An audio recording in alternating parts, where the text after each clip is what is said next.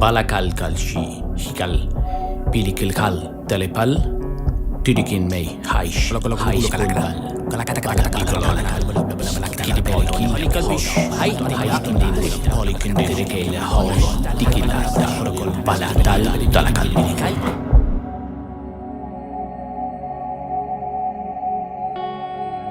Alguns cristãos sinceros acreditam no chamado dom de línguas como um sinal do batismo do Espírito Santo.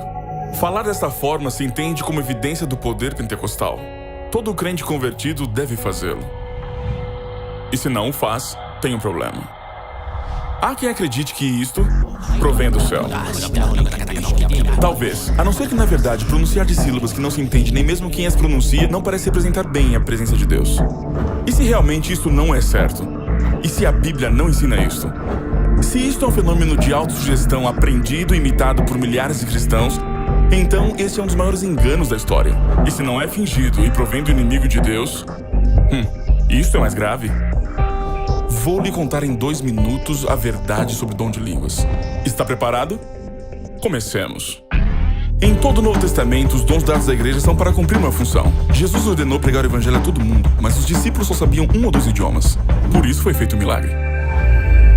Em Atos 2, o verdadeiro dom não foi glossolalia, e sim xenolosia, que quer dizer Speak a real language that didn't know before. Em Atos 10 e 19 ocorrem casos similares, era um símbolo útil para os não crentes.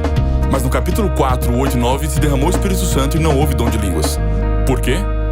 Porque não haviam estrangeiros, então não havia necessidade. Curioso, não é?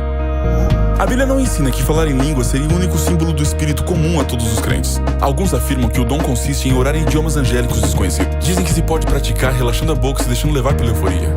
Não há forma de saber se é verdadeiro ou falso, mas falam assim os anjos? Na Universidade da Pensilvânia demonstrou-se que ao falar essas línguas não se ativa as áreas cerebrais da linguagem. O motivo é simples, não é nenhuma forma de comunicação. E 1 de Coríntios 14, como se explica? Desde o capítulo 3, a igreja estava repleta de problemas espirituais, contendas e dissensões. Em Corinto havia tradição de rituais onde se falava a língua dos deuses. Ao mesclar-se o dom real com crenças pagãs, ele tentava definir e pôr ordem na igreja mesmo à distância. Como julgar se alguém diz orar a Deus em idioma desconhecido? Paulo sabiamente assume a crença dos coríntios, debatendo com lógicas do seu ponto de vista.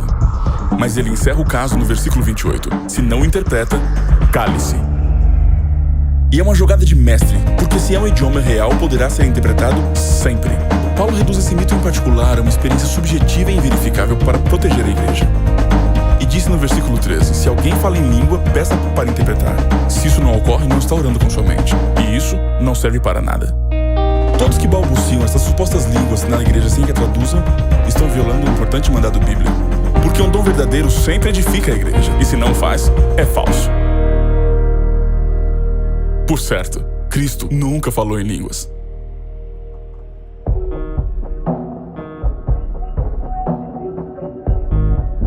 Algumas testemunhas sinceras reconhecem que falam em línguas apenas imitando sons, deixando-se levar.